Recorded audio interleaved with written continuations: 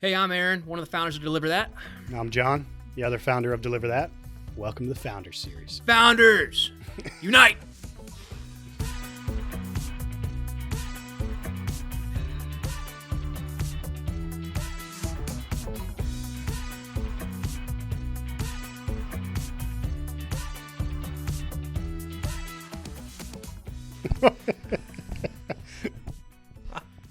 It's a new thing every time. I don't know. Yes. I'm gonna keep doing. I'm gonna keep. Oh, doing yeah. it. Get No, wild.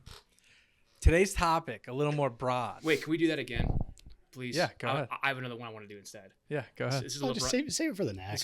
This is a LeBron reference. You're gonna love this. Come on. All right. Hey, I'm Aaron, one of the founders of Deliver That. I'm John, the other founder of Deliver That. Welcome to the Founders Series. Founder, this is for you. It was a great LeBron reference. 2016. Today's topic is a little more broad, so we'll see where this one goes. Maybe reach back into the childlike years, your teenage years growing up to see how far back this goes. But the topic, nature versus nurture, how is an entrepreneur made? So we'll start here. Growing up, did you feel like you had natural traits of an entrepreneur, or was it something you developed over the years? You know, I think back to my parents.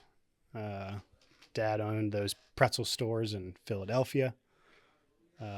Mom had an embroidery business that grew into her writing multiple books and traveling the country. Yeah, Marie teach is like people. she's like the LeBron of the sewing industry. Yeah, it's, It's crazy because people, it's Yeah. autographing books and it's Yep. wild. Yep. Yeah, she would travel the country. We went on cruises. She's teaching people how to use these crazy sewing machines that cost $20,000 to I love Marie. buy. So great. So I watched, my parents do that.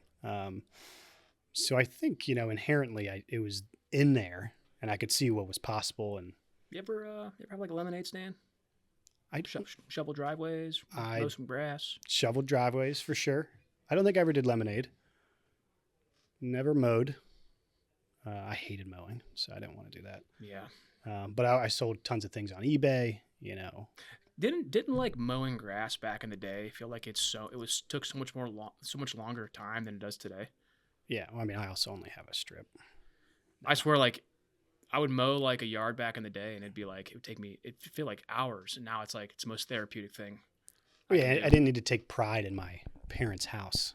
Now you take pride in your own house. Yeah. I feel like when we were kids, though, the mowers didn't have like the automatic propel, though, too. So a lot of them were just straight push. And like now I have a regular push mower, but it's got the little lever on the bottom where it just it just goes. revs it up more by itself. For Yeah. sure. Yeah. But, I mean, sold different things online. So I was confident that I was able to make money from people. So I think that like gap was bridged early. If I were to say something about John, that like is a very good inclination that he's an entrepreneur, is that he always can find out how to make a buck. All right. Always can find out a way how to do it. I think that's like your most entrepreneurial trait. For sure. No question. And like finding where to bring value. Yeah. It clicked. And that's what I mean. Like you Yeah. can buy something for one and sell it for two. Like Yep. you'll figure that out. That's Yeah. like one of the biggest traits you have. Yeah, for sure. You're doing Yeah, it I right now think- with real estate. Yeah, I think it's really with finding value and being able to bring value to customers and trusting that you're able to do it, and then you just get it back. So I think that came from my parents. Yeah. Plus, yeah. Seeing that you could get paid, and you didn't have to just get paid from a paycheck from an employer. Yeah. So just the possibility, I think, was the confidence builder. Yeah. Me, man, my dad owned a machinery company. I don't really remember. I was way too young for that. My parents are divorced, so they just split. And my dad has always been an entrepreneur, right? He owns daycares now with my oldest brother, Andrew. And they've been very successful. Never really thought of myself as like a business owner or like something like that, like what he's done. I would say that I learned my entrepreneurship background from my mom. She was an executive secretary she worked at Goodyear her whole life. And I remember she never gave me really, I mean, she was a phenomenal mom growing up. I mean, I never had to ask for any gifts or like I never went hungry or anything, but like, she never really ever gave us stuff unless we did something for it. Mm-hmm. So I remember, we would shovel driveways. I would lemonade stand, Yep. Mowing yards, yard work. And it got to the point where, I think what we would do is she would find me a couple of her coworkers that needed their grass mowed for the entire summer. So I would mow the entire summer with them. This would have been, I might have been like 10 or 11 years old this time. Sure. Okay. Yep. And that's when kids still mowed the grass, by the way. So I was mowing the grass at that age. They don't anymore? I don't see young children mowing grass. Do you ever see anybody? I think I talked to someone about this the other day. Same with shoveling driveways. Like, I don't really see kids going around and like offering to do that anymore. People are getting so lazy. It's so crazy. Like, wow. I think the technology that's coming into play here, man, it's like you can just go make an app. You can make a lot of money going viral as a kid now, or being an influencer on Instagram. Yeah. I will say this: neighbor of mine had a lemonade stand up a couple weeks ago. Yeah, I've seen a couple. Where we golf, our golf week club, there's a kid that sits on the 14th or 15th hole that he goes and collects golf balls. And these are like Pro V1s, man. And like, I'm always giving that kid money because I mean, you got to promote that entrepreneurship spirit when they're young. But it's so nerve-wracking going out there and trying doing something. In fact, Ben, I think I might have this on me, dude. I keep it in my wallet. I cannot believe I have this. Let's see this. Hold on. This could be great. This could be a disaster. Not sure what this is. A lot of cards in there. Yeah. We might have to blur out some numbers. Here. I want you to show the camera this, all right? I swear to you, I keep this on me at all times. You can do a quick zoom up in there. This is my first business card I ever created. What is it? Hoffman Brothers Services. So I was always a services business guy.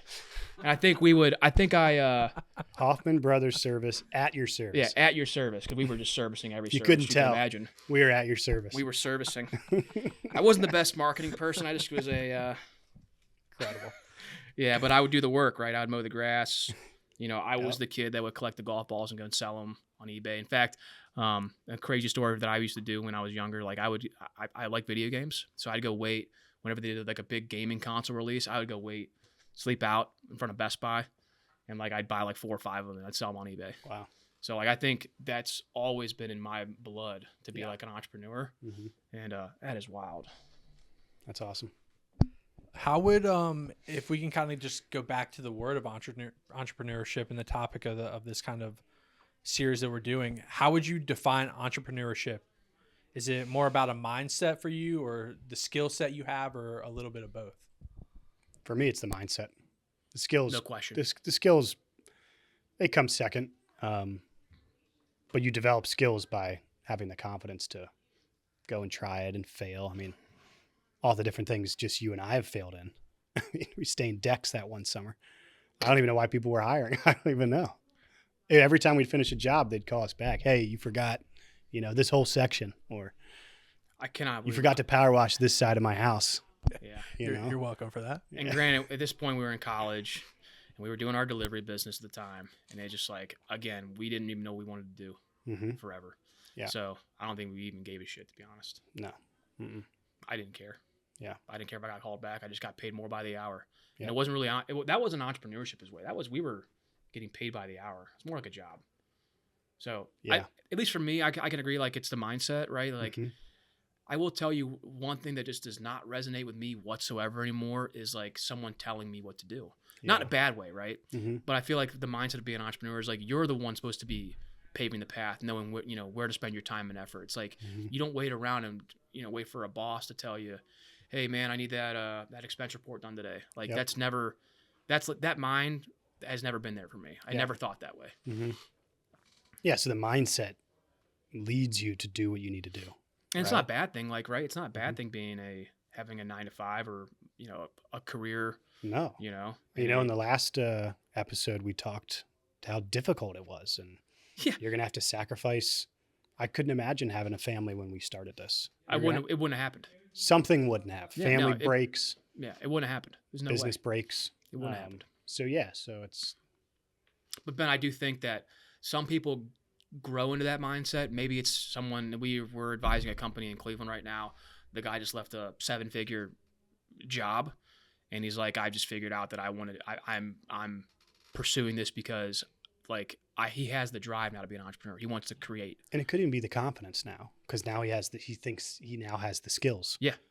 Right? So like some people, some people become entrepreneurs in their 50s or 60s, man. Yep. Some people like me, man, it was like I said, like when I was like 10 years old. Mm-hmm. So it's like, it's just. We were willing to do it without the skills. Some Yeah. people want to have the skills. Yeah. I just don't think you need to have the skills, because you'll get them pretty quick once you're told no enough. Yeah, you can always develop the skill set. Yeah. They come very quickly I think because you don't want another no. Yeah, I think that makes sense. If you do get a no, Mm-hmm. this kind of that leads pretty well into the next question. How much of being a successful entrepreneur do you think comes from failing previously or learning from failure? Do you think failure builds more of like a grit mindset, or are some people naturally resilient, or do you think you have to build that up over time? Yeah. I mean, failure, it's an uncomfortable topic or thing to go through if you're not used to failing.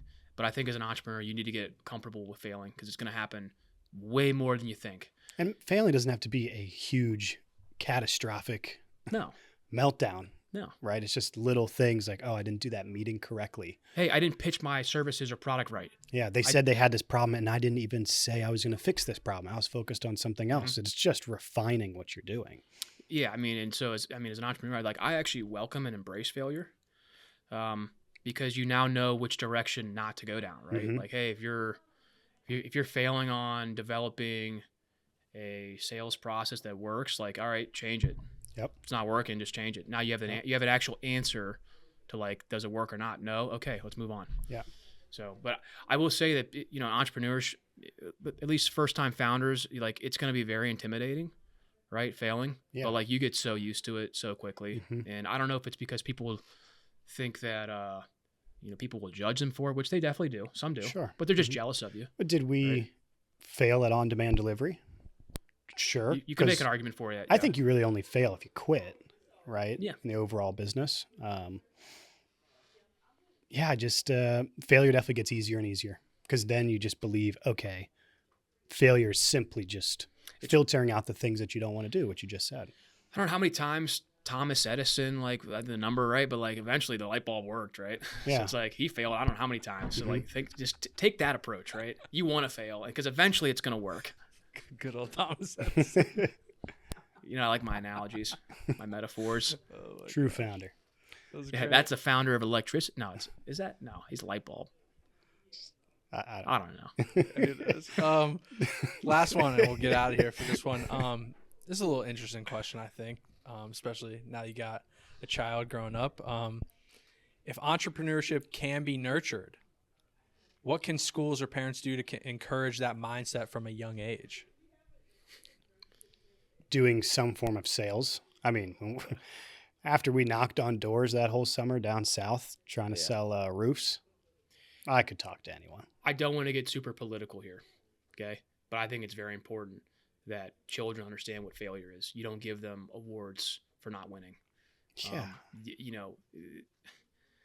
You can't promote failure as a good thing, or like give people awards for. I shouldn't say it's not a bad thing to fail. It's definitely not a great thing. Well, because we just talked about That's how, not, how failure is a good thing, yeah. right? I'm trying to think how to word this the right way. You don't want to give participation trophies out because someone showed up, know. Because that's promoting. You don't need to put in a lot of effort, and you could still end up with a good result. Yeah, Right? I think for children, like having the understanding of like, having good work ethic. For me, it was gaining confidence in myself, which is back to the mindset over skill set analogy we had earlier. And that really came from selling to all different types of people and having people tell me no and figuring out what to say to them that would actually make them say yes. Watching my parents, that gap of, would someone ever even give me money? What do I have to do to get someone to pay me, right? Having that gap, bridged for me early on helped a lot. So to me, it's just confidence in things that are going to be necessary in entrepreneurship, which really is sales. Yeah. And Oh, yeah. selling is simply showing someone how you'll solve their problem. Yeah. And I think, for me, definitely agree with you there. Mm-hmm. Having the ability to talk and Mhm. sell and like present a value proposition Yeah. of some sort to somebody or an Yep. entity, Mm-hmm. getting that fundamental process down would Yeah. be awesome. Yep. We never learned that when we were in school. No. I tell you what I did learn in school though, what classes I took, language arts, Mm-hmm. right? Like, I'm sorry, I'm not going to go be a movie producer. All right. Like, I didn't need that class. Sure. So I would love if there was more entrepreneurship classes, Mm-hmm. maybe in stuff around like taxes eventually as well, or like how money actually works. Yep. There was no finance class we took at Jackson High School. No. There might be one now. Mm-hmm. Right. But like, there should be more classes around like entrepreneurship, no question. And I would say another thing that schools can do, and that's not even schools, parents as well, from Mhm. my perspective, and not even to get political at all. It's like children should understand what failure is, Mhm. right? They should understand it immediately when it happens. And I'm not saying they need to be like, feel like they're a loser. That's not what I'm saying. Yep. But they should understand the difference between winning and losing. Yep. Just because you didn't win first place means you're a loser or a failure forever. You might have lost a single game or race or whatever, but giving kids awards or like for just showing up, that's not reality. No. That doesn't exist in today's society. Mhm. Like, Ben, if you just showed up and said, hey man, I want to start a business, like, should you just start getting customers now? Mm-hmm. Probably not. Different level of effort should reward different Effort, levels of skill. success. Like, man, Right. like you want to be the best cook ever, right? And you're going to cook in a competition or go play in a basketball league, whatever. Like, they're not handing out participation trophies Mhm. there. Like, if Well, you're the yeah, best, you gotta- win. You have to You have to work to Yeah. be good, and people need to understand that you will be rewarded for hard work, but you might not always win. Yeah, and I just, what helped me also a ton growing up was just playing sports, being on a team, understanding that, effort and it like in a group over effort by one person usually results in Yeah. better things. And you have to be able to work with people, Yeah. right? Employees here, drivers that we have, restaurants that we talk to and work with. You can't work with people. I mean, all those contracts we both have me specifically. just blew up. You want to do an episode on how to lose a contract, you let me know. All right. I'm your guy. I can tell you exactly how to do Deal. it. I can tell you exactly how it's done, okay? Yeah. Yeah. Word for word. Yeah. Yeah. I think it can definitely be nurtured for sure in schools. No And question. it's a lot about confidence, in my opinion. What do we want to close it out here? Just do we have a pointed answer, one or the other? Then do you think entrepreneurship is a nature or nurture trait? I mean, you could say it was nature, but it was really nurtured, right? Because I learned it and I got the confidence from my parents. I wasn't just in my blood. I didn't have the confidence when I was younger to do all of this. So I think nurture. I think anyone can do it. It's just I compare it to this, okay? not easy. It's both, right? But it's like which one's more relevant, like prevalent? I think it's nature, no question. You're not wired this way unless you're I'd say born like this or you're in an environment. Maybe it's nurture, but I think it's more innate. It's like it's natural. It's like instinctual. For me, at least, it is, right? Like I've obviously that's learned fair. some things. It's like it'd be like comparing, hey, can you drive or can you fly to Florida? Uh-huh. Right? It's like you can do both. Like you're more than likely. It's more than likely to be a flight from Cleveland, right? Sure. So it's like you can get there both ways. Sure. It might take longer through the nurturing route, but like I think it's very natural for most entrepreneurs I talk to. They have like this natural thought process around like what John's talking about, like creating value, And being maybe your own risk, boss. Yeah, right? handling risk, coming up with ideas. I do think it's more nature than nurture, but I've also been nurtured by advisors and mentors and family members. So it's like it's almost a combination of both. Mhm. I think it's more nature though.